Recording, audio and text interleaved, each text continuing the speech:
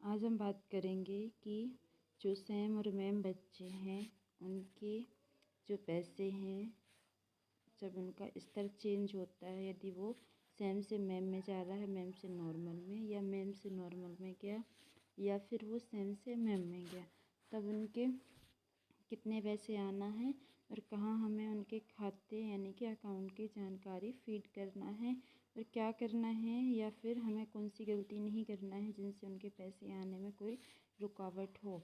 तो यहाँ से हम खोलेंगे पहले। ये तो देखिए हमारे बच्चे हैं, ये नॉर्मल में चली गई है जो मेरी सैम थी, मतलब इसके पैसे आएंगे तो इसके डबल पैसे आएंगे, क्योंकि यदि ये सैम से मैम में जाती तो 400 आते और ये गई है नॉर्मल में, तो मतलब सैम से मैम में एक स्तर चेंज, फिर मैम से नॉर्मल में दूसरा स्तर चेंज, इसके आएंगे 800 रुपीज़। फिर ये मेरे बच्चे हैं जो मैम में थे, तो इनमें से आकांक्षा का स्तर चेंज हुआ है, मतलब मैम से नॉर्मल में गई है, तो इसके 400 रुपीज़ आएंगे। पर हमें अकाउंट की जानकारी सभी की भरना है, तो हम अकाउंट की जानकारी भरेंगे परिवार की जानकारी से, जैसे कि ये है। यहाँ पर मैं बता देती हूँ, ये अनिल संगीता, मतलब पिता का नाम अनिल, माता का नाम संगीता, ये प्रिंस के माता पिता हैं। जैसे कि मैं यहाँ बताती हूँ, प्रिंस,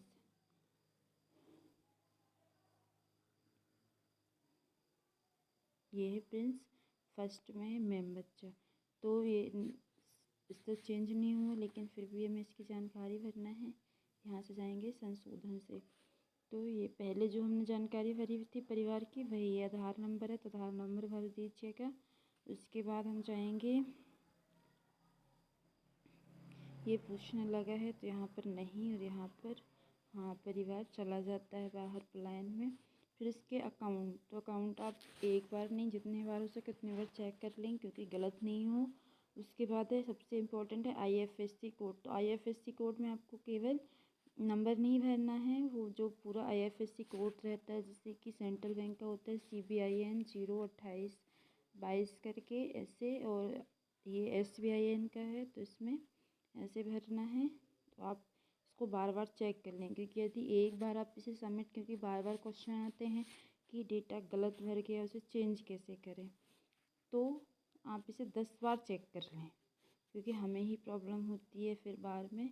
तो यहाँ पर देखें कितने नंबर का है अकाउंट नंबर, 1 2 3 4 5 6 7 8 9 10 11 11 2 4 6 2 8, हाँ 11 का है। तो इसे करें, फिर IFSC कोड मिलाएं। कई लोग क्या कर रहे हैं, जैसे SBIN, फिर इसके बाद 000 है, तो बहुत से लोगों ने कीपैड फ़ोन में समझ में ही नहीं आता, O और 0 सेम होता है, तो कई लोगों ने O ही 3 बार कर दिए हैं, तो वो भी प्रॉब्लम कर रहा है, क्योंकि वो सेम ही है, ये भी सर्कल में वो भी सर्कल में।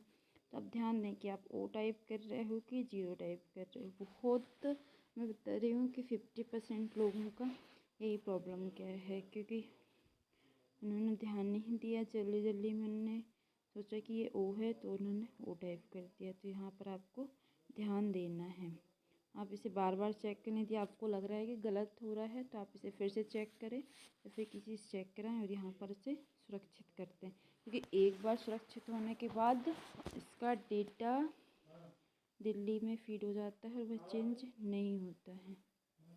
तो यहाँ पर सुरक्षित करना है।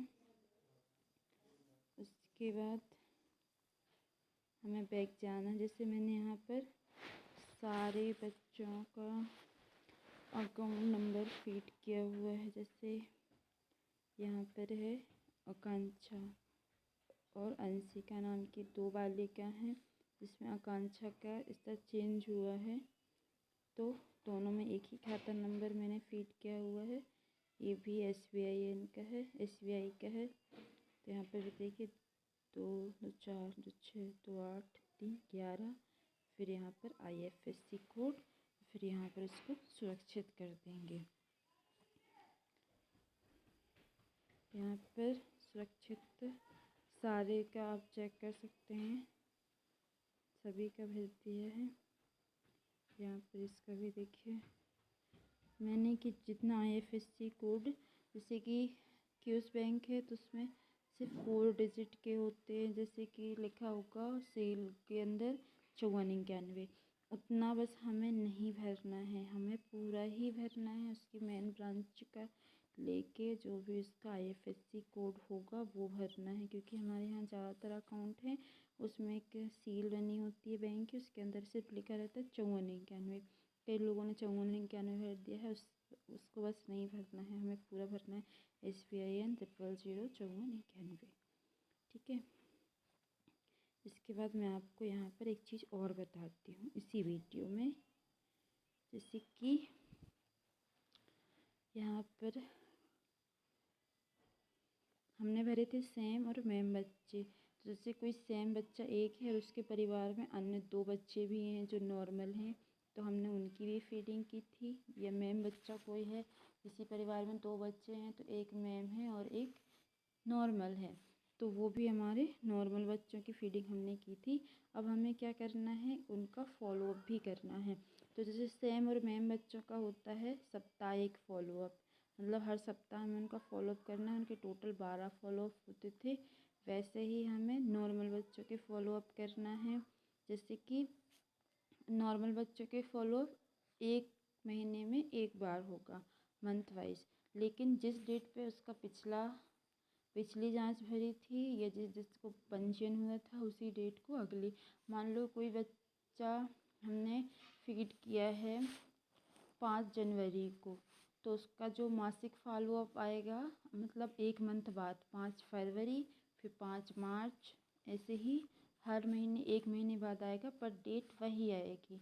जैसे कि ये बच्चा है मेरा, ये अभी 6 फरवरी में इसका लास्ट फॉलोअप हुआ है, क्योंकि फरवरी का महीना चल रहा है, मतलब इसकी डेट है 6 ही थी, इसके पहले की 6 जनवरी थी, 6 दिसंबर था। ऐसे ही ये बच्चा है विनय, इसकी 13 फरवरी को है, इसका जो फीड किया था हमने 13 तारीख थी, इसलिए पिछले महीने इसका 13 था, 13 जनवरी, और इस महीने इसकी डेट आ गई 13 फरवरी। तो याद रखें कि नॉर्मल बच्चों का जो फॉलोअप करना है हमें, वो मंथ वाइज करना है, इसे गलती मत करें।